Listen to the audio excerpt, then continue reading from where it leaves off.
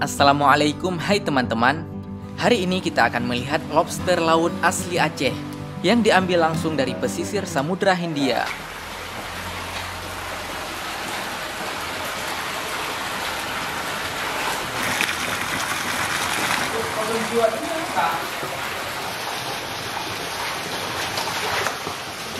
Untuk lobster jenis ini, harga per kilogram Rp250.000.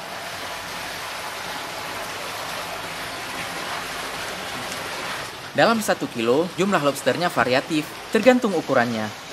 Ada yang 5 ekor 1 kilo, ada yang 4-3 ekor, ada juga yang 1 ekor 1 kilogram. Bahkan kadang-kadang ada yang sampai 3 kilogram untuk 1 ekor lobster.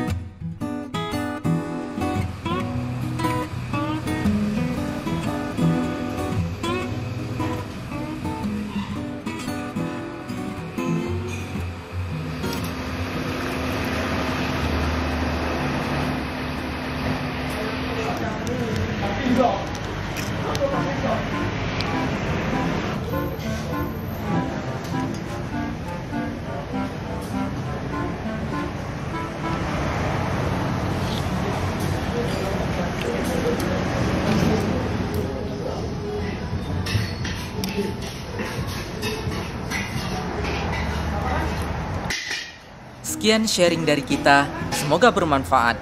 Kalau ada masukan, silahkan tulis saja di komen. Dan sampai jumpa lagi.